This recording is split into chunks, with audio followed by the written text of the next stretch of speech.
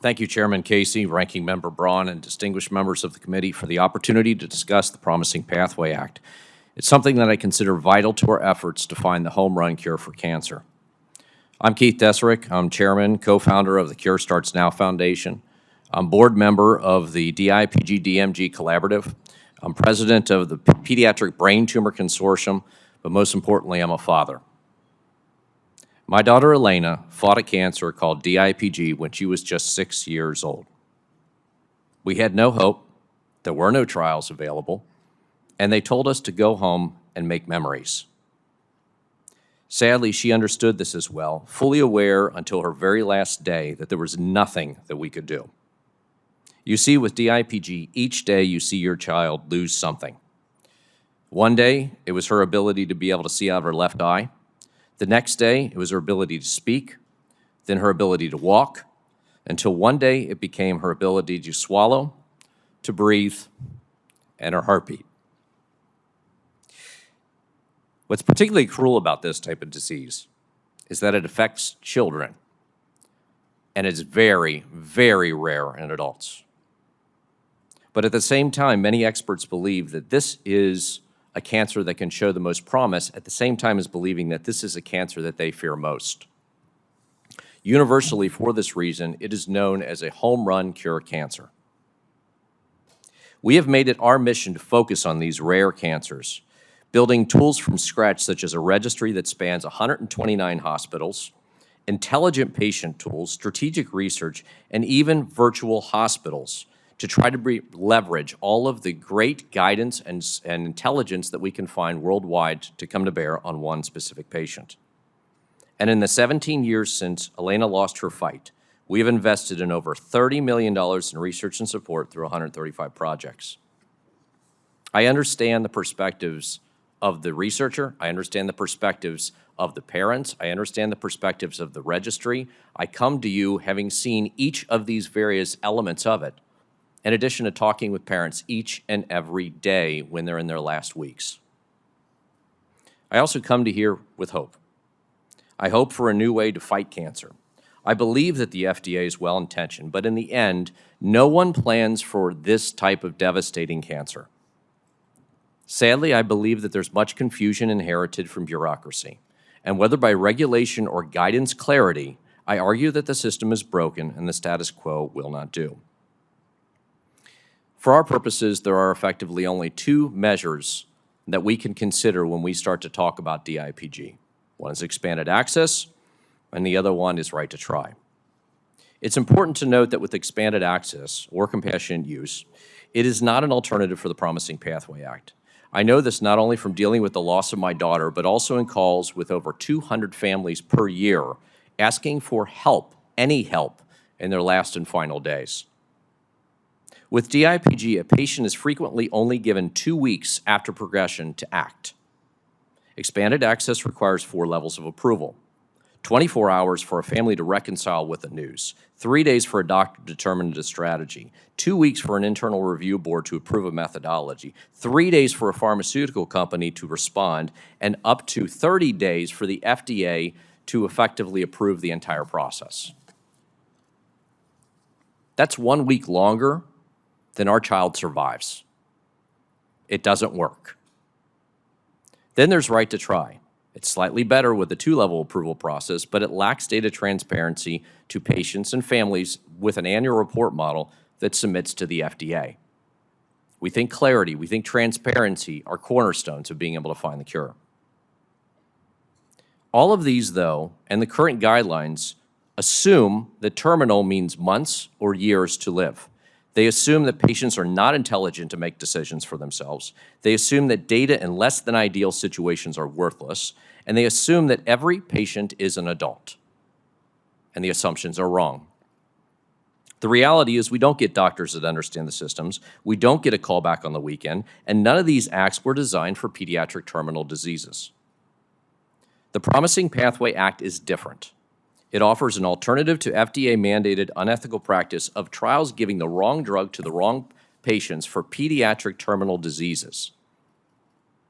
Right now, nearly every therapy designed for pediatric cancer is guided through a 3-phase adult trial before we can even get to try it on a terminally diagnosed child.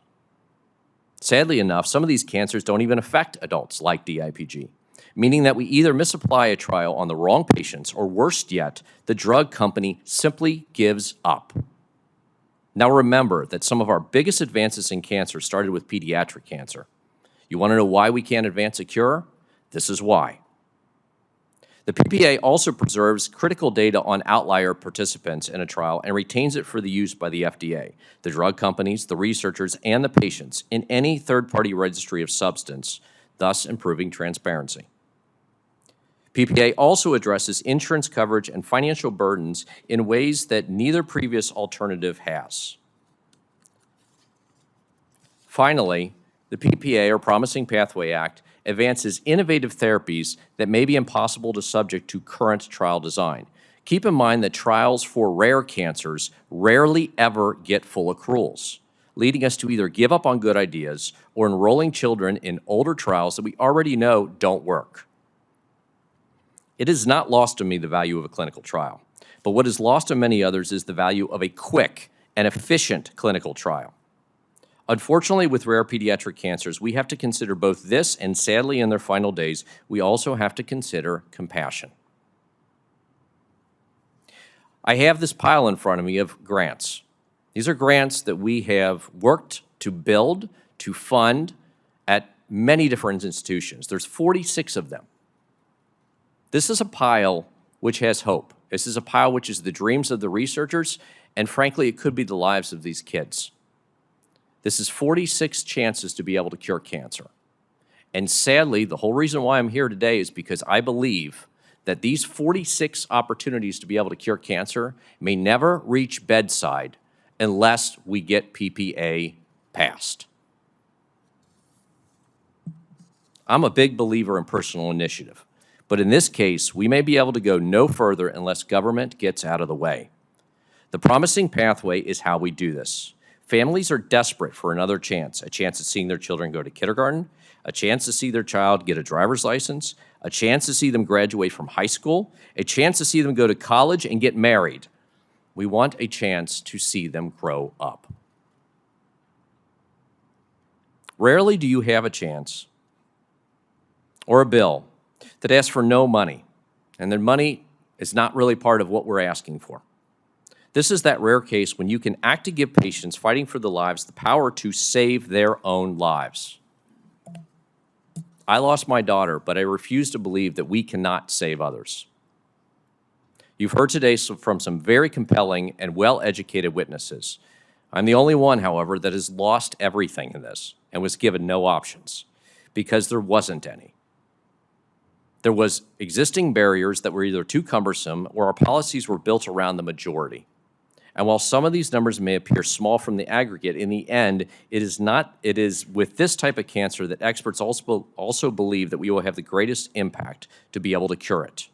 And so what we may ignore may be precisely what must save us. The Promising Pathway Act may be the single biggest piece of legislation that costs nearly nothing, but may change everything about how we win this war against cancer. Thank you.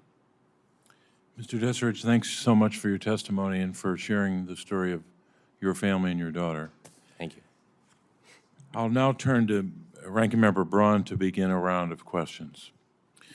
Thank you, Mr. Chairman. First question is for Brian Wallach. Brian, if you're still with us here on Zoom, we appreciate your testimony earlier, and because of your work, you've got so many people engaged in the cause, and kudos to you for that. Question, what would your risk tolerance be for a new therapy that has documented real-world evidence showing efficacy and has received provisional approval from the FDA?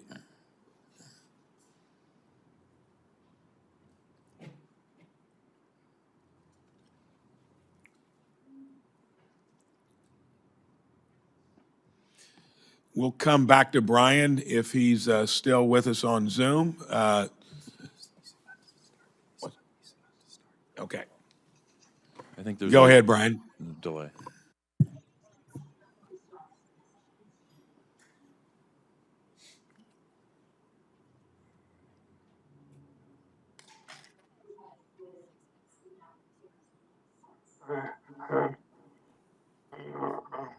I have no other option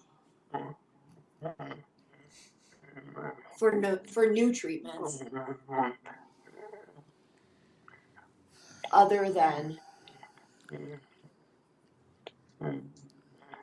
the expanded access program or provisional approval. And as my disease is 100% fatal, I am willing to take risk that other patients may not be, because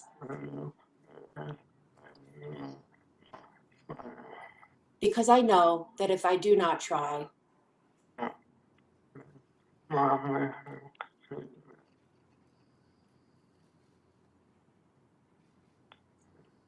I know that if I do not try safe, promising treatments, I will die. And as Peggy said, we know that each treatment does not make a cure, but together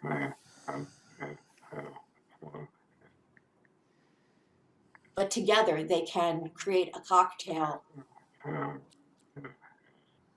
similar to what we had in HIV that will keep me alive and turn ALS from fatal to chronic.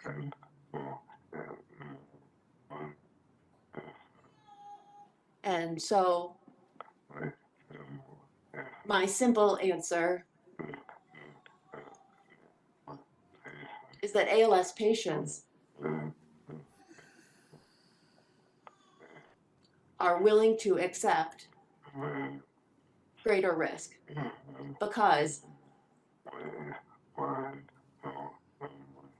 because we know what is behind door number 2. Thank you, Brian.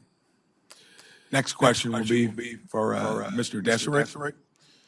Thank you for sharing your story. Sorry for the loss of your daughter. Your advocacy, though, of course, means a lot to her and her legacy. Do you feel that any current drug approval or access programs at the FDA address rare terminal pediatric cases like DIPG? I don't. That's the reason I'm here.